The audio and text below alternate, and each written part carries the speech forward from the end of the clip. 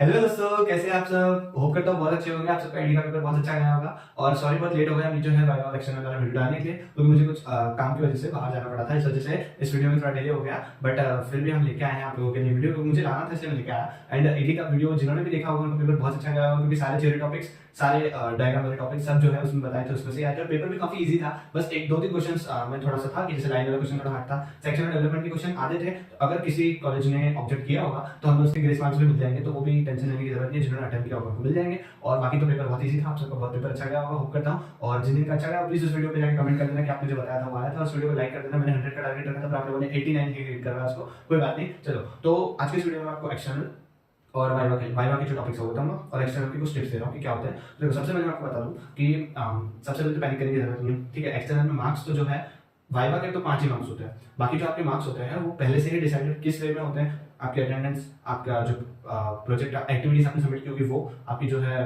File जो है lab की जो फाइल होती है वो, ठीक है, लैब मैनेजमेंट पे जो साइन वगैरह है वो, आपका कैसा बिहेवियर था कॉलेज में वो, इन सब के ऊपर आपके मार्क्स जो है वैसे ही डिसाइडेड होते हैं। तो वाइवा के 5-10 नंबर से ज़्यादा का मैटर नहीं करता है वो। और वैसे भी आपके जो इंटरनल वाले टीचर्स होते हैं वही लोग आपकी मार्किंग वहाँ पे भी डिसाइड कर, मतलब उनको बताते हैं कि इस बच्चे को इतने मार्क्स देने चाहिए। वो तो अब तो साइड होता है, बस आपको जो है अपना एक इंप्रेशन जो है वो अच्छा लीव करना होता है एक्सटर्नल के ऊपर। तो उसके लिए जो है वाइवा क्वेश्चंस को अच्छे से रिवर करना होता है। बाकी मैनरिज्म को फॉलो करना चाहिए, ठीक है। अच्छा ड्रेस होकर जाना चाहिए, आपको ग्रूम होकर जाना चाहिए, ठीक है। और एक्सटर्नल के पास इतना टाइम नहीं है कि वो आपसे ही सारे क्वेश्चन पूछ लेगा, ठीक है। तो दो दो क्वेश्चन, तीन तीन क्वेश्चन, इससे ज्यादा नहीं पूछेगा। 2 बच्चों को बुलाते हैं, 2 या 3 बच्चों को, और आपसे क्वेश्चन पूछना स्टार्ट करते हैं।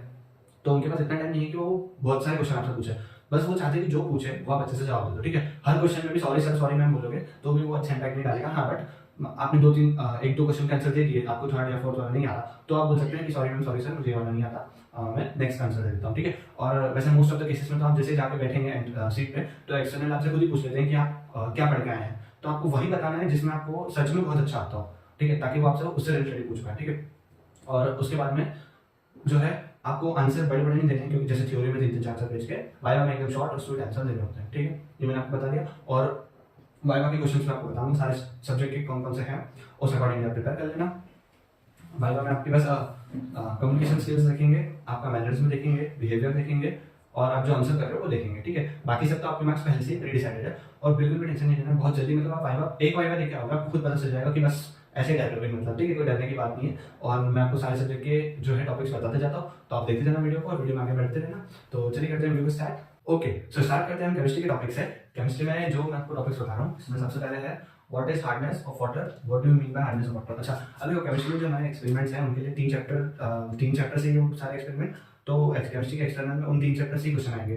तो जो मैंने आपको यूनिट 1, यूनिट 2 और यूनिट 3 के इंपॉर्टेंट क्वेश्चंस जो है थ्योरी के टाइम बताए थे, वो क्वेश्चंस भी आप साथ में कर लेना प्रिपेयर। तो कभी कभी अगर एक्सटर्नल वो पूछ लेता है तो वो भी अच्छा रहेगा, ठीक है। एंड उसके बाद में, हाँ, तो केमिस्ट्री का टॉपिक है first, what is hardness of water, what do you mean bye hardness of water, ठीक है। ये पूछेंगे, आपको बताना है why pH 10 is maintain, pH 10 का क्यों मेंटेन करते हैं उस बफर सॉल्यूशन में, और उस बफर सॉल्यूशन का नेम क्या है, what is the name of the buffer solution, ठीक है।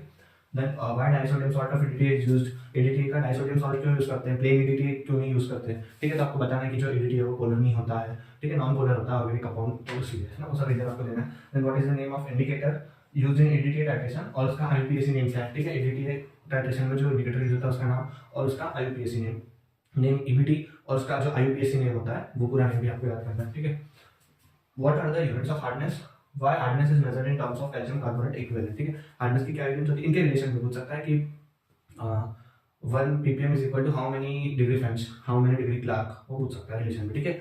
और साथ में जो हार्डनेस है वो कैल्शियम कार्बोनेट इक्विवेलेंट में ही क्यों मेजर करते हैं, ये क्वेश्चन भी आपसे पूछ सकता है, तो उसको प्रिपेयर करना। हाँ, और इसी क्वेश्चन के लिए लैंग्वेज चेंज करके ये बोल सकते हैं वो कि डिग्री ऑफ हार्डनेस क्या होती है, ठीक है। Degree of hardness calcium carbonate के टर्म्स में मेजर जो करते हैं उसको बोलते हैं, वो इससे आंसर बताना है उसमें, ठीक है।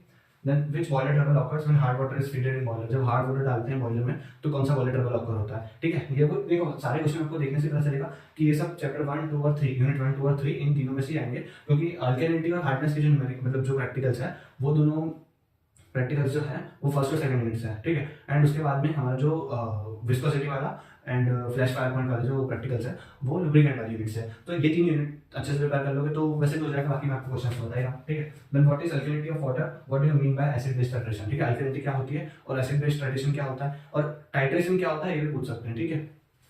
Okay, what are the possible combination of alkalinity causing ion, alkalinity causing ion के पॉसिबल कॉम्बिनेशंस क्या होते हैं, ठीक है। इसमें वो आपसे ये पूछ रहा है कौन कौन से आयन्स एक साथ एग्जिस्ट कर सकते हैं, ठीक है। तो इसमें एक एक्सेप्शन जो होता है वो एक्सेप्शन में पूछा है कि which combination of alkali causing ion is ruled out, ठीक है। और क्यों, तो आपको पता है कि जो अपना हाइड्रोक्साइड है और बाइकार्बोनेट है वो साथ में नहीं हो सकते, क्योंकि वो दोनों रिएक्ट करके कार्बोनेट और वाटर बना देते हैं, तो इसलिए वो एक साथ ऑकर कर ही नहीं सकते।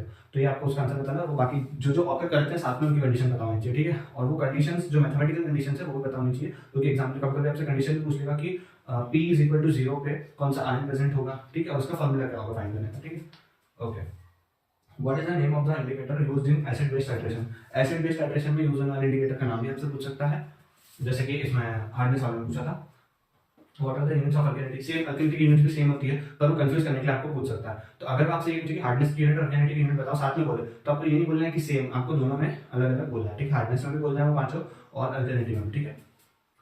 और which type of boiler trouble occurs when boiler feed water is alkaline. जब बॉयलर में अगर अल्कलाइन वाटर हम डाल देंगे तो कौन सा बॉयलर ट्रबल ऑकर होगा, जैसा कि सेम हार्ड वाटर में था, तो वो आपको बताना है। इसके लिए आपको बॉयलर ट्रबल्स पढ़ना पड़ेगा, ठीक है। उसके बाद में what do you mean bye viscosity. Viscosity क्या होती है वो पूछ सकता है आपसे, ठीक है। उसके बाद में what is the difference between redwood number 1 और रेडवुड नंबर 2 एपरेटस में क्या डिफरेंस होता है, ये पूछ सकता है आपसे, ठीक है। कि रेडवुड नंबर 1 और 2 में डिफरेंसेस बताओ, तो जो भी डिफरेंसेस है आपको वोकैबुलरी का जो लेंथ है वो बोर का डायमीटर, वो सब आपको उनके डिफरेंसेस बताने हैं। और आपसे ये पूछ सकता है कि विस्कोसिटी मेजर करने के जो 5 एपरेचर्स है उनके नेम बताओ और कौन से कहाँ पे यूज होते हैं वो बताओ, जैसे इंग्लैंड में यूज होते हैं तो आपको वो बताना है, ठीक है। उसके बाद what is the significance of viscosity measurement. Viscosity measure करने का जो सिग्निफिकेंस है, वो क्यों मेजर करते हैं विस्कोसिटी, वो सिग्निफिकेंस आपको बताना है, ठीक है। Then what is the viscosity for an ideal lubricant. एक आइडियल लुब्रिकेंट के लिए क्या विस्कोसिटी होनी चाहिए वो आपको बताना है। और इसमें आपसे अभी और भी क्वेश्चन से बताऊंगा, जैसे कि लुब्रिकेंट क्या होता है, ठीक है, लुब्रिकेशन क्या होता है इस टाइप के, तो आप वीडियो में मिलेंगे मैं बताता हूँ। ओके, तो जो बचे हुए टॉपिक्स है वो मैं आपको बता देता हूँ।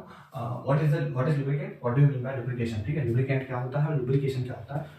उसके बाद में define flash and fire point of lubricating oil. Flash और फायर पॉइंट क्या होता है लुब्रिकेटिंग ऑयल का। अच्छा, अब देखो एक्सपेरिमेंट फ्लैश और फायर पॉइंट का, लेकिन हो सकता है कुछ कॉलेजेस में जो है आपको क्लाउड एंड पॉइंट का एक्सपेरिमेंट करा होगा एंड एनलिंग पॉइंट का भी करा होगा, but most of the colleges में फ्लैश एंड फायर पॉइंट वाले कराते हैं सिर्फ। तो भले एक्सपेरिमेंट से फ्लैश एंड फायर पॉइंट का, पर वो आपसे फ्लैश एंड फायर पॉइंट क्या होता है वो भी पूछ सकता है। Define flash and fire point, define cloud and core point भी पूछ सकता है, डिफाइन एनलिंग पॉइंट भी बोल सकता है, डिफाइन स्पेसिफिकेशन नंबर भी बोल सकता है, डिफाइन एसिड नंबर भी बोल सकता है, डिफाइन स्टीम इमल्शन नंबर भी बोल सकता है। मतलब सारी लुब्रिकेटिंग ऑयल की जो प्रॉपर्टीज होती है उनमें से किसी को भी डिफाइन करने को आपको बोल सकता है, डिफाइन करने को भी बोल सकता है, साथ में उनका सिग्निफिकेंस भी पूछ सकता है, साथ में एक आइडियल लुब्रिकेटिंग ऑयल के लिए वो क्या होनी चाहिए वो भी पूछ सकता है। तो ये 3 क्वेश्चन हर लुब्रिकेटिंग प्रॉपर्टी के प्रिपेयर कर लेना अच्छे से। क्या, एक तो होती क्या है, एक उनका सिग्निफिकेंस क्या है, और थर्ड आइडियल लुब्रिकेटिंग ऑयल के लिए क्या होनी चाहिए, ठीक है।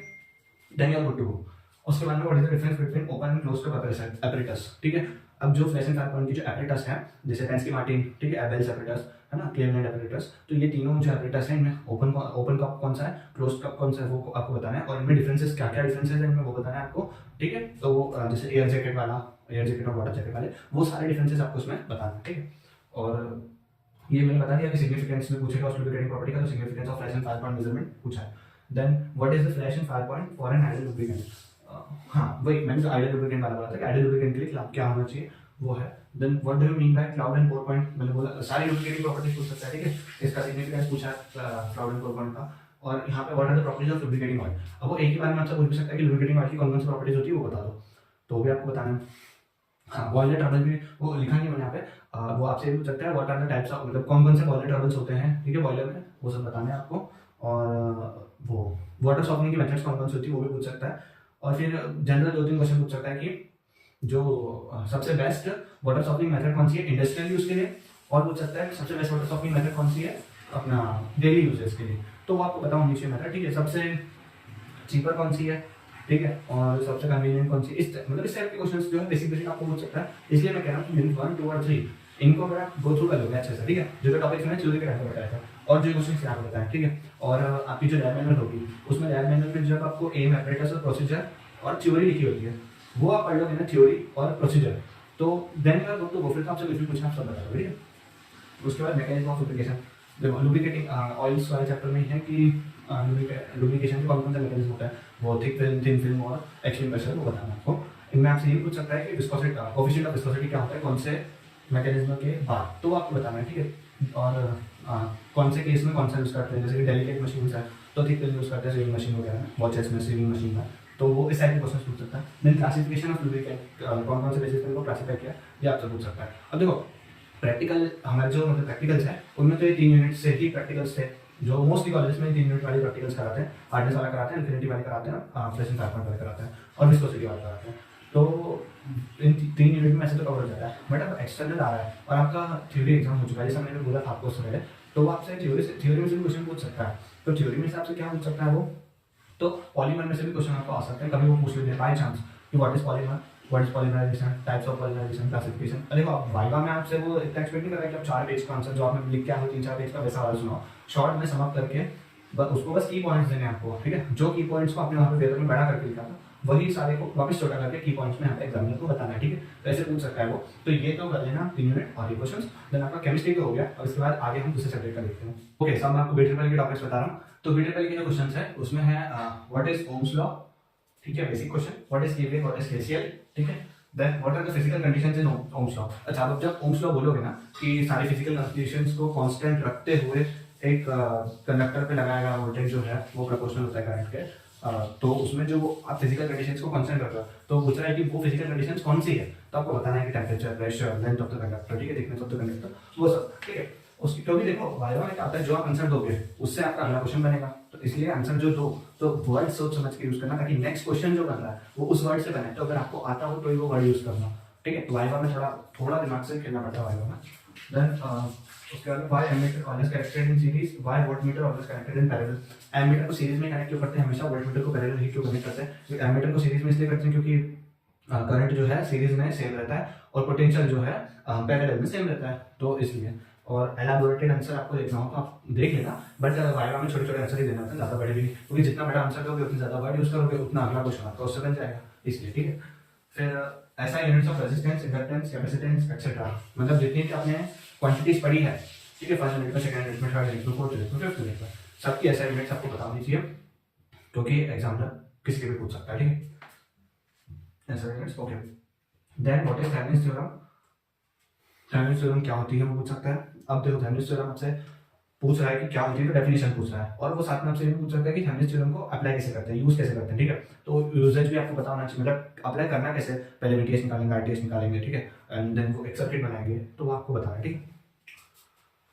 उसके बाद में इंटरनल रेजिस्टेंस ऑफ सोर्सेज क्या होता है। इंटरनल रेजिस्टेंस ऑफ सोर्सेज मतलब क्या, करंट का जो है इनफाइनाइट होता है रेजिस्टेंस, और वो पोटेंशियल का जो है 0 होता है, तो हम पोटेंशियल को शॉर्ट सर्किट करते हैं, करंट सोर्स को ओपन सर्किट कर देते हैं, ठीक है, तो पता होना चाहिए आपको। देन वीटीएच क्या होता है, आरटीएच क्या होता है, थेवेनिन्स वोल्टेज क्या होता है, थेवेनिन्स रेजिस्टेंस क्या होता है, ठीक है, इसको वीटीएच को वीओसी भी बोलते हैं, ओपन सर्किट वोल्टेज, ठीक है। What is superposition theorem, superposition theorem क्या होती है, ठीक है, तो उसकी भी डेफिनेशन, इसका भी यूजेज पूछ सकता है आपसे कैसे निकालते हैं, और कब बहुत मतलब जैसे बहुत रेयर केसेस में कि KVL, KCL, Ohm's law, Thevenin's superposition, इनमें से किसी एक आने का क्वेश्चन भी आपको दे देगा करने को, बहुत रेयर केस में होता है। वो तो जब होता है कि जब आप अच्छे आंसर देते ही जा रहे हो तो टीचर कहेगा कि हाँ अच्छा बच्चा है, तो वो आपको क्वेश्चन देगा, लेकिन अगर आप जवाब नहीं दे रहे तो फिर वो आपसे न्यूमेरिकल की एक्सपेक्टेशन रखे नहीं, ठीक है, पर अगर दे दे तो आपको आता होगा, तो अच्छी बात है। That difference between Thevenin's and superposition, superposition theorem और थेवेनिन्स थ्योरम में डिफरेंस क्या होता है, इस टाइप का क्वेश्चन भी कभी पूछ लेता है, तो वो भी देख लेना इसका। फिर पावर क्या होती है, पावर फैक्टर क्या होता है, ठीक है, पावर क्या होती है सर्किट में, पावर फैक्टर क्या होता है, एमीटर क्या होता है, वॉट मीटर क्या होता है, वोल्ट मीटर क्या होता है, एमीटर करंट मेजर करने के लिए होता है, वॉट मीटर पावर मेजर करने के लिए होता है, वोल्ट मीटर वोल्टेज मेजर करने के लिए होता है, इस टाइप के क्वेश्चन भी पूछ सकता है। Then what is reactance, impedance, reactance क्या होता है, इंपीडेंस क्या होता है, इस टाइप के क्वेश्चन भी पूछ सकता है, तो इन सबको मैं प्रिपेयर कर लेता हूं। Then what is the value of impedance in RLC circuit, RLC circuit में इंपीडेंस की जो है वैल्यू क्या होती है, मतलब वो फॉर्मूला √r² + xl - xc का स्क्वायर, अगर xl is greater than xc है तो, और xc is greater than xl है तो √r² + xc - xl का होल स्क्वायर, ठीक है, तो वो आपको वो पढ़ना फॉर्मूलास, और ये कुछ क्वेश्चन थे और भी हमने पढ़े थे, मैं वो बता रहा था वीडियो में बना। ओके, वीडियो के बच्चों टॉपिक से देख लेते हैं। What is the condition of resonance in RLC circuit, RLC circuit में रेजोनेंस की कंडीशन क्या होती है, जब XL = XC होता है वो रेजोनेंस की कंडीशन होती है, और रेजोनेंस फ्रीक्वेंसी क्या होता है फिर वो आपसे पूछ लेगा, ठीक है, तो आपको वो जो फ्रीक्वेंसी होती है हमारी 1/2π√LC, इन दोनों को इक्वल टू में आप रखोगे, XL = XC को दोनों के फॉर्मूले लिखोगे, उनको बनाओगे तो आपका फ्रीक्वेंसी का फॉर्मूला बनता है 1/2π√LC, ऐसा होता है, okay. Then what is transformer, transformer क्या होता है, what is induction, self and mutual induction क्या होता है वो पूछ सकता है, रिलेशन पूछ सकता है।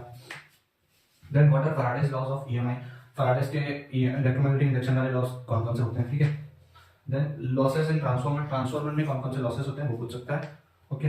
What is the use of open circuit and short circuit test, open circuit test और शॉर्ट सर्किट टेस्ट का क्या यूसेज होता है वो आपसे पूछ सकते हैं, ठीक है, मतलब कौन सा टेस्ट कौन सा लॉस फाइंड करने के लिए किया जाता है, ठीक है। ओपन सर्किट टेस्ट में कौन सा लॉस फाइंड करते हैं, क्लोज सर्किट टेस्ट में कौन सा, जैसे क्लोज में शायद क्लोज में कॉपर लॉस फाइंड करते हैं, ओपन में जो है कोर लॉस, तो वो आपको बताना है, ठीक है। What is step up and step down transformer क्या होते हैं वो आपको बताना है, और स्टेप अप में और स्टेप डाउन में वो भी बताना है आपको कि मतलब अगर पूछ रहा था आप बता सकते हो कि प्राइमरी कॉइल में टर्न्स किस में ज़्यादा होता है, सेकेंडरी में किस में ज़्यादा होता है, ठीक है। What is transformer ratio, transformer ratio क्या होता है भाई, N1/N2 = V1/V2 = I2/I1, ठीक है वो। What is transformer equation, transformer equation क्या होती है वो E = 4.44 f phi वाली जो इक्वेशन है वो, ठीक है। Then what is logic gate, हाँ लॉजिक गेट क्या होता है ये क्वेश्चन आपसे पूछ सकता है, ठीक है। लॉजिक गेट का एक्सपेरिमेंट होता है उसमें, इसलिए और लॉजिक गेट के साथ साथ कौन सारे लॉजिक गेट्स के नेम, अब नेम आप बता रहे हो तो आपको लॉजिक गेट का जो फंक्शन है पता होना चाहिए, जैसे आप बोल रहे हो एंड फंक्शन है, ठीक है, तो एंड में आपको ये पता होना चाहिए कि मल्टीप्लाई हो रहा है, तो वो फंक्शन क्या है a.b या a/b, तो वो उसका जो फंक्शन है वो आपको पता होना चाहिए, सिंबल तो पता होना ही चाहिए, बट फंक्शन भी पता होना चाहिए कि a/b जो है वो एंड होता है, और में a+b ऐसा वो आपको पता होना चाहिए। और फिर हाँ फिफ्थ यूनिट में से आपसे वो डी मॉर्गन थ्योरम भी बाय चांस अगर पूछ लेंगे, डी मॉर्गन थ्योरम क्या होती है तो भी आपको पता होनी चाहिए, और जेके फ्लिप फ्लॉप और आरएस फ्लिप फ्लॉप का यूजेस क्या है वो पूछ सकता है। देखो वैसे तो वाइवा में इतना टाइम वो देती नहीं आपको, जैसा मैंने आपको बताया कि वो आपको बहुत कम टाइम लेते हैं, 2-2 बच्चे करके बुलाते हैं और बहुत जल्दी लेंगे, तो इतना डीप में तो आपसे पूछेंगे भी नहीं वो, बट हाँ मान लो शुरू ही आपको मैंने इस क्वेश्चन से दिया तो फिर आपको पता होना चाहिए, स्टार्टिंग में आपको इंप्रेशन नहीं मिलेगा, इसलिए मैंने क्वेश्चन बताया, बाकी वो आपसे बेसिकली वो 3 या 4 क्वेश्चन पूछेंगे, ठीक है, और वो 3 या 4 क्वेश्चन में फिर जो आप आंसर दोगे उससे आपको पूछते जाएंगे, अब अगर आप कोई सा भी आंसर नहीं दे रहे हो तो फिर वो गलत इंपैक्ट डालेगा, इसलिए मैं आपको जो है टॉपिक्स बता रहा हूँ। तो बीटेक के टॉपिक्स हो गए, आगे हम दूसरे सब्जेक्ट के भी देखते हैं।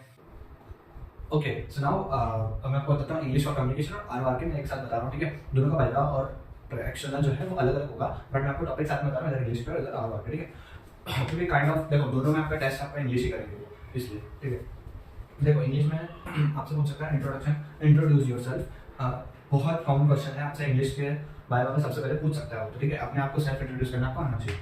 देन एक्टिविटीज आपने परफॉर्म की होगी, आपकी एक्टिविटी फाइल होगी इंग्लिश की, उसमें आपने जो क्लासेस में एक्टिविटीज परफॉर्म की होगी आपको पता होना चाहिए आपने क्या परफॉर्म की, उसमें क्या कंटेंट लिखा हुआ है, कोई सी रैंडम एक्टिविटी एक्सटर्नल जो है वो उसको उठा के पूछ सकते हैं कि इसमें आपको क्या सीखने मिला इस एक्टिविटी से, ठीक है, तो आपको वो बताना है कि आपकी लर्निंग्स क्या है, टिप्स टू इम्प्रूव, जैसे कि सपोज आपने स्पीच, आपकी एक्टिविटी थी इंग्लिश में, आपने लिखी है speech on psychology of colours, ठीक है, तो अब आपसे पूछेगा कि पहले तो आपसे वो आपकी जो स्पीच है उसमें पूछेगा कि साइकोलॉजी ऑफ कलर्स क्या है, आप बोल के बताओ वापस से, ठीक है। देन आपको पूछेगा कि आपने जब स्पीच दी थी तो उससे आपको लर्निंग्स क्या मिली, आपने क्या गलत किया था वो बताना है आपको। देन स्पीच को इंप्रूव कैसे करना है, उसकी क्या टिप्स आपको मिली, क्या सीखा आपने, ठीक है, वो बताना। देन व्हाट इज कम्युनिकेशन, हाँ कम्युनिकेशन वाली यूनिट जो है सबसे ज़्यादा इंपॉर्टेंट हो जाती है इंग्लिश के वाइवा में, तो कम्युनिकेशन की यूनिट आपको अच्छे से आती होगी तो आपका वाइवा अच्छे से निकल जाएगा कि what is communication, types of communication, what is non verbal communication, what is verbal communication, ठीक है, ये सब आपसे पूछ सकता है। 7 C's of communication, failures of communication, why communication is important for technical students, ये सब जो कॉमन क्वेश्चन जो आपने जीरो प्रिपेयर किए थे वो सारे क्वेश्चन, ठीक है।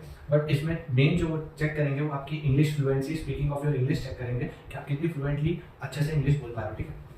उसके बाद में सेंटेंस स्ट्रक्चर जो स्टार्टिंग में थे ना वो हम subject plus object plus verb, ठीक है, वो वाले जो sentence present perfect past perfect वो सारे सेंटेंस का जो स्ट्रक्चर है, कभी कभी उससे क्वेश्चन आपको पूछ लेता है, बोल देगा कि ये सेंटेंस दिया आप उन्होंने, बताओ ये कौन सा सेंटेंस आइडेंटिफाई करो, ठीक है, और सपोज आपको पूछ लिया कि पास्ट परफेक्ट टेंस का जो सेंटेंस स्ट्रक्चर है वो क्या होता है, ऐसा क्वेश्चन। और एंटोनिम सिनोनिम, देखो एंटोनिम सिनोनिम इतना वास्ट है कि बहुत बड़ी वोकैबुलरी है ना, तो हम एंटोनिम सिनोनिम तो हमको सबके नहीं आ सकते, बट एटलीस्ट अगर आपको आपके कॉलेज से जो बुक मिली है उसमें अगर कुछ 5-6-7 वर्ड से पढ़ के चले जाओगे तो बहुत है, क्योंकि देखो वैसे एंटोनिम सिनोनिम बहुत रेयर क्वेश्चन पूछेगा, ऑलरेडी उसके पास इतने क्वेश्चन है एक्सेल के पास में कि वो इन क्वेश्चन में से पूछेंगे, तो बहुत कम चांसेस है, ठीक है, तो ये प्रिपेयर कर लेना, इंग्लिश का निकल जाएगा अच्छे से। और देखो बेसिकली मैंने आपको जैसा बताया कि वाइवा के और प्रैक्टिकल के इन सबके मार्क्स जो है वो आपके ऑलरेडी इंटरनल जो आपके होते हैं टीचर्स वो लोग भी डिसाइड करते हैं, ठीक है, क्योंकि उनको पता है कि आप कैसे हो, बस यहाँ पे मेन जो है आपका जो इंप्रेशन आप जो एक्सटर्नल पे दे रहे हो वो उसके मार्क्स मिलेंगे आपको, तो वो आपको अच्छा रखना है, स्पीकिंग इंग्लिश अच्छी रखनी है आपको, आपका एटीट्यूड पॉजिटिव होना चाहिए और बाकी आप कर लोगे, ठीक है, मुझे पता है। फिर आर में आपसे वो पूछेगा आर का ऑब्जेक्टिव क्या होता है, ठीक है, इंपॉर्टेंस ऑफ क्लीनलीनेस, और स्वच्छ भारत अभियान क्या होता है, स्वच्छ भारत अभियान की जो है आइडिया किसको आया था, कब आया था, कौन पूरा कर रहा है वो, ठीक है, स्वच्छ भारत अभियान जो सपना किसका था, लागू किसने किया, ठीक है, कब से हुआ था, डेट, अगर आपके कॉलेज में कुछ करते हैं स्वच्छ भारत अभियान से रिलेटेड तो उसके बारे में आपको बताना चाहिए, ठीक है, जैसे हमारे कॉलेज में स्वच्छता पखवाड़ा वीक होता है तो हमें कब से होता है वो पता होना चाहिए, ठीक है, उसमें क्या क्या होता है वो सब, आपने जो विलेज सर्वे किया उसके बारे में पता होना चाहिए, और एक्चुअली आपसे ये भी पूछ सकते हैं जब आप विलेज में गए थे आपको वहाँ पे क्या क्या कमी लिखी है, आपने जो लिखा है आपकी फाइल में वो सब आपको पता होना चाहिए आपने क्या कमी लिखी थी, तो इतना आपको बोल पाओगे, ठीक है। देन एक्सेल में आपसे भी पूछ सकता है कि आप जो हेड ऑफ विलेज में किससे मिले थे, ठीक है, तो जैसे सरपंच से मिलते तो कैसे मिले थे, डायरेक्टली जाकर मिले थे या किसके थ्रू मिले थे, इस टाइप के वो बेसिक क्वेश्चन आपसे पूछेंगे ताकि ये चेक करने के लिए कि आप रियल में भी गए थे कि नहीं उस विलेज में, तो आपको पता होना चाहिए, ठीक है। आपकी आपकी टीम में कौन कौन से मेंबर्स थे, ठीक है, आपने क्या रोल प्ले किया, इस टाइप के क्वेश्चन। और आर के तो बस ये बेसिक क्वेश्चन पूछेंगे आपसे वो, और वो आर में भी आपकी जो है इंग्लिश आपका एज इन पर्सन आपको चेक करेंगे कि आप कैसे हो, और साथ में जो है आपकी कम्युनिकेशन स्किल्स देखेंगे, और आर के जो आपको बेसिक्स है, ऑब्जेक्टिव्स वगैरह आप गए थे कि नहीं, ये सब पता होना चाहिए, बस ये सब देखेंगे और बहुत जल्दी फ्री हो जाओगे आप तो आर के प्रैक्टिस वाइवा से। और इंग्लिश और आर का जितने था आगे दूसरे सब्जेक्ट का बताते हैं। ओके, सो मैं आपको बताता हूँ कि मैन्युफैक्चरिंग प्रैक्टिसेस में आपसे किस टाइप के क्वेश्चन पूछ सकता है, ठीक है। मैन्युफैक्चरिंग प्रैक्टिसेस में तो 5 आपकी शॉप्स है, तो उन 5 से रिलेटेड आपको क्वेश्चन पूछ सकता है। अब इसमें मैं आपको ये सजेस्ट करूंगा कि आपको जो आपकी लैब में मिली होगी मैन्युफैक्चरिंग प्रैक्टिसेस की, उसमें जब आप जो थ्योरी लिखी है कि कौन सा वो यूज कर रहे हैं टूल, उस टूल जो है किस आयरन से बना है, मतलब उस टूल के बारे में जो जो चीजें आपकी मैन्युफैक्चरिंग प्रैक्टिसेस की लैमिनेट में लिखी है, बस एक बार उनको पढ़ लेना। क्योंकि कभी कभी क्या होता है, जैसे वो आपसे ये पूछ लेंगे कि सीजनिंग ऑफ वुड की मेथड क्या होती है, तब सीजनिंग ऑफ वुड जनरली तो आप नहीं पढ़ा होगा ना, लेकिन आपके मैन्युफैक्चरिंग प्रैक्टिसेस की लैमिनेट में वो लिखी होगी। तो इसलिए बस एक बार जो है आप मैन्युफैक्चरिंग प्रैक्टिसेस की लैमिनेट को गो थ्रू कर लेना, बाकी तो इजी पूछेंगे, ठीक है। सबसे पहले जैसे डिफाइन कारपेंट्री क्या होती है वो पूछ लिया, हार्ड और सॉफ्ट वुड में डिफरेंस क्या होता है उस टाइप का। Then various tools used in carpentry, देखो टूल्स डिफाइन जो भी मतलब जिस भी आप शॉप में हो उसका डिफाइन तो पूछेंगे, जैसे carpentry, welding, foundry, smithing, fitting, उनको डिफाइन करने का पूछ सकते हैं। देन उसमें वेरियस टूल्स, तो टूल्स आपको सारे पता होना चाहिए, क्योंकि एक्सटर्नल ऐसा भी कर सकता है कि जब आपका वाइवा होगा तो उनके डेस्क पे जो है बहुत सारे टूल्स पड़े होंगे, वो रैंडमली किसी भी टूल को उठा के पूछेंगे इसका नाम क्या है, कौन से शॉप में यूज होता है, तो वो पता होना चाहिए, ठीक है। तो टूल्स यूज्ड इन कारपेंट्री हो गया। How can you determine the age of a tree, एक ट्री की एज कैसे डिटरमाइन कर सकते हो, ये आपकी एमपी की मैनुअल जो है उसमें लिखा हुआ है, तो एक बार उसको गो थ्रू कर लेना, मेरा सजेशन है। तो क्या है कि आप छोटे छोटे क्वेश्चंस जो भी है जो आप पूछ सकता है कभी एक्सटर्नल, उसको आप अच्छे से आंसर कर पाओगे। Then define welding, define different types of welding process, कौन कौन सी देखो, आर्क वेल्डिंग, गैस वेल्डिंग, वो सब जो होती है, तो वो आपको डिफाइन कौन कौन सी वेल्डिंग प्रोसेसेस होती है वो बतानी है, उनको डिफाइन करना है। Precautions to be taken while welding करने में क्या क्या प्रिकॉशंस रखते हैं, ठीक है। प्रिकॉशंस आप नहीं पूछ सकते हैं, वो कारपेंटरी में क्या रखते हैं, फाउंड्री में क्या रखते हैं, स्मिथिंग में क्या रखते हैं, ठीक है, सब बताना चाहिए आपको। What is smithing, what is foundry, smithing क्या होती है, फाउंड्री क्या होती है, वो पूछ सकता है, जैसा मैंने बताया। और इनमें मैंने लिखा नहीं है, लेकिन इनमें आपसे इनमें भी टूल्स कौन कौन से यूज होते हैं वो आपसे पूछ सकता है। आपने कौन कौन सी जॉब परफॉर्म की है आपके कॉलेज के टाइम पे, वो आपको बताना चाहिए कि आपने सेमेस्टर में जो जॉब्स परफॉर्म की उनके नाम क्या थे, ठीक है, वो आपको बताना चाहिए। आयरन यूज इन मतलब इन शॉप्स में जो आपने आयरन यूज किया वो कौन सा वाला आयरन था, वो आपको उसका नेम पता होना चाहिए, ठीक है। कि क्योंकि कभी कभी बच्चों को ये पता होता है कि जो जिस पे परफॉर्म किया है वो कौन सा आयरन था, और वो जो है वो क्वेश्चन पूछ लेते हैं, तो उस टाइप का आपको पता होना चाहिए कौन सा आयरन है। और ओपन एयर फर्नेस क्या होता है, ये स्मृति शॉप से क्वेश्चन था, ओपन एयर फर्नेस क्या होता है, इस टाइप के उस जो रॉ आयरन का जो हम लेते हैं वो रॉड, उसको कितना गर्म करते हैं, मतलब कितने डिग्री सेल्सियस पे गर्म करने के बाद बाहर निकालते हैं, तो 1000 डिग्री रेड हॉट आयरन जब तक नहीं हो जाता वो, ठीक है। तो इस टाइप के क्वेश्चन जो है आपको पता होना चाहिए। तो ये बेसिकली तो यही सजेस्ट करूंगा कि आप एमपी की मेहनत को एक बार से पढ़ लो, आपका आराम से पूरा आ जाएगा। और अगर आपको टूल्स पता होंगे ना सारे, तो बस टूल्स से ज्यादा तो बाहर क्वेश्चन घूमेंगे नहीं, ठीक है। टूल्स और प्रोसेस बस इतने भी क्वेश्चन घूमेगा, तो इतना अच्छे से प्रिपेयर कर लो, एमपी भी हो जाएगा। तो बस हमारा ईडी बचा है, उसको देख लो। ओके, सो ईडी के जो बचे हुए टॉपिक्स हैं, मतलब जो ईडी के टॉपिक्स बचे हुए हैं उनको देख लेते हैं। तो ईडी में आपसे पूछ सकता है what do you mean bye RF, RF क्या होता है, what is the unit of RF, RF की यूनिट क्या होती है, स्केल क्या होता है, डिफरेंट टाइप्स ऑफ स्केल क्या होती है, ठीक है। कोनिक सेक्शन की डेफिनेशन पूछ सकता है, different type of conic sections पूछ सकता है। अब आपसे ये पूछ सकता है कि कोन को अगर हम जो है एक्सिस के पैरेलली कट करेंगे एक्स एक्शन प्लेन से तो कौन सा फिगर मिलेगा, कोन को अगर बेस के पैरेलल कट करेंगे तो कौन सा शेप मिलेगा, कोन को अगर ऑब्लिकली कट करेंगे सच दैट कि जो दोनों एंड जनरेटर्स है वो कट हो जाए तो कौन सा शेप मिलेगा, ठीक है। अगर एक ही एंड जनरेटर कट हो तो मतलब आपको वो सब पता होना चाहिए कि एलिप्स कब मिलता है, पैराबोला कब मिलता है, हाइपरबोला कब मिलता है, सर्कल कब मिलता है, ठीक है। तो डिफरेंट कोनिक सेक्शंस बनते कैसे हैं वो पता होना चाहिए। इसेंट्रिसिटी क्या होती है, इसेंट्रिसिटी क्या होती है, डिफरेंट जो है कोनिक सेक्शंस की इसेंट्रिसिटी क्या होती है वो आपको पता होना चाहिए। जैसे कि पैराबोला की इसेंट्रिसिटी 1 होती है, एलिप्स की लेस देन 1 होती है, हाइपरबोला की ग्रेटर देन 1 होती है, सर्कल की 0 होती है, लाइन की इनफाइनाइट होती है। ये क्वेश्चन आपको मतलब कहीं मिलेगा नहीं लिखा हुआ कि लाइन की इनफाइनाइट होती है, बट एक्सटर्नली आपसे पूछ सकता है कि आपसे वो पहले तो नॉर्मल बेसिक शुरू करेगा कि अगर पैराबोला की इसेंट्रिसिटी क्या होती है, ठीक है। फिर वो बोलेगा कि कोई ऐसा कर्व जिसकी इसेंट्रिसिटी इनफाइनाइट है, तो वो कर्व कौन सा होगा, तो वो कर्व जो है एक स्ट्रेट लाइन होगी, स्ट्रेट लाइन जो है वो होगी वैसा कर्व जिसकी इसेंट्रिसिटी इनफाइनाइट है, ठीक है। तो आपको बताना चाहिए। डेफिनेशन ऑफ स्पेशल कर्व, ठीक है, स्पेशल कर्व की डेफिनेशन पूछ सकता है कि साइक्लॉइड की डेफिनेशन पूछ लेगा, लाइक अपना हाइपोसाइक्लॉइड की, एपिसाइक्लॉइड की, इनवॉल्यूट की, इन सब की डेफिनेशंस पूछ लेगा। तो वो आनी चाहिए आपको। What is mean by projection, difference between orthographic और आइसोमेट्रिक प्रोजेक्शन, ये बताना चाहिए, ठीक है, बेसिक। और जो थ्योरी क्वेश्चंस मैंने ईडी के बताया था आपको, ईडी के थ्योरी के टाइम पे उनको भी प्रिपेयर कर लो, तो सेम ही ऑलमोस्ट मतलब काफी हद तक सेम हो जाएगा, ठीक है। Then what is first angle and third angle projection, first angle projection और थर्ड एंगल प्रोजेक्शन में डिफरेंस क्या होता है वो, ठीक है। और कभी कभी देखो आप कैसा होगा, आपको पॉइंट की या लाइन की वो कोऑर्डिनेट बता देगा कि मतलब जो पॉइंट है वो HP से इतना ऊपर है या इतना नीचे है, VP से इतना आगे या इतना पीछे। अब बताओ वो पॉइंट या वो लाइन कौन सी क्वाड्रेंट में लाई करती है। इस टाइप के क्वेश्चन आपसे पूछ सकता है। डायग्राम दिखा के आपको पूछ सकते हैं कि ये डायग्राम देख के बताओ कि जो लाइन या पॉइंट या प्लेन या सॉलिड ये जो है ये कौन सी क्वाड्रेंट में लाई कर रहा है, ठीक है। और ये इसका फर्स्ट एंगल प्रोजेक्शन है कि थर्ड एंगल प्रोजेक्शन, इस टाइप के क्वेश्चन पूछ सकते हैं। Then what is elevation, plan and end point. Elevation क्या होता है, प्लान क्या होता है, एंड पॉइंट क्या होता है। एलिवेशन मतलब फ्रंट व्यू का जो इंक्लिनेशन होता है, सॉरी फ्रंट व्यू की ट्रू लेंथ है ना, प्लान मतलब टॉप व्यू की ट्रू लेंथ, और एंड मतलब साइड व्यू, ठीक है। तो ये सब आपको पता होना चाहिए।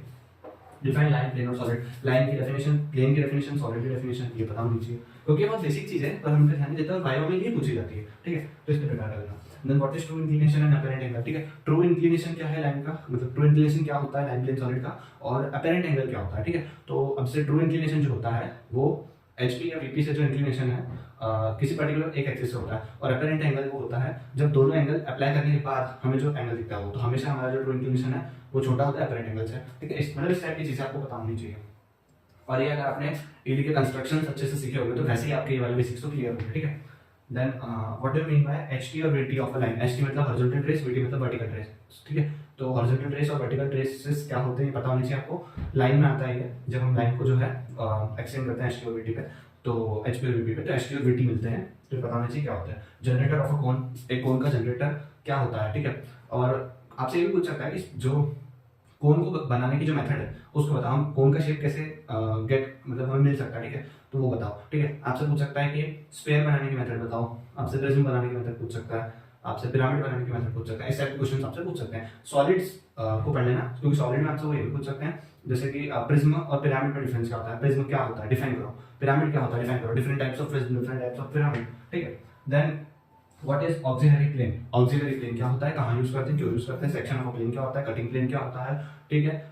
टू शेप ऑफ सेक्शन क्या होता है, इस टाइप से क्वेश्चन पूछ सकता है, ठीक है। Then difference between isometric projection और आइसोमेट्रिक व्यू का डिफरेंस आपको बताना चाहिए क्या होता है दोनों में। और आइसोमेट्रिक प्रोजेक्शन में जो है लेंथ को जो है 0.815 से मल्टीप्लाई करते हैं, आपको जो फैक्टर है पता होना चाहिए। देन कैड की थ्योरी में जो बेसिक क्वेश्चन आपसे पूछ सकते हैं कि कैड क्या होता है, एडवांटेज क्या होता है, डिसएडवांटेज क्या होता है, मैंने टू कैड सॉफ्टवेयर्स, ठीक है। मॉडिफाई कमांड्स बता दो उसके, ठीक है। इस तरह के बेसिक क्वेश्चन आपसे पूछ सकते हैं। तो बस ये थे वीडियो के कुछ क्वेश्चंस, और यहाँ पे हम रैप अप करते हैं हमारे सारे वाइवा और एक्सटर्नल के क्वेश्चंस को। सारे सब्जेक्ट के हमने आपको बता दिए हैं। अब बस आप अच्छे से एकदम अपने माइंड को फ्री रख के जो है अपना वाइवा एक्सटर्नल देके आना। देखो बहुत इजीली चल जाएगा, टेंशन लेने की बात नहीं है। बस आपको जो है एज ए स्टूडेंट बन के जाना है, मतलब अच्छे से बिहेव करके जाना है, ठीक है। थोड़ा ग्रूम होके चले जाना और अच्छे से वेल ड्रेस होके जाना, और बाकी बस जो है मैनरिज्म को फॉलो करना, और जो जो आता है सीधे सीधे जवाब देते जाना, और जो नहीं आता उसमें सॉरी सर बोल देना या सॉरी मैम बोल देना, और बस अच्छे से देना अपना। और ऑल द बेस्ट है आप सबको। और जैसा कि मैंने आपसे बोला था कि हम सेकंड सेमेस्टर में जो है सिविल, मैकेनिकल और M2 इन सब के वीडियोस भी लेके आएंगे, तो बहुत ही जल्दी हम वो वीडियोस भी स्टार्ट कर देंगे सेम 2 के, ताकि आपका कुछ भी मिस ना हो, जल्दी से जल्दी स्टार्ट कर दें। तो आप चैनल को सब्सक्राइब कर लेना ताकि आप मिस ना करें वीडियोस को, बेल नोटिफिकेशन को ऑन कर देना, और वीडियो अच्छी लगी तो वीडियो को लाइक कर देना। थैंक यू, फिर मिलते हैं अगली वीडियो में, तब तक के लिए बाय।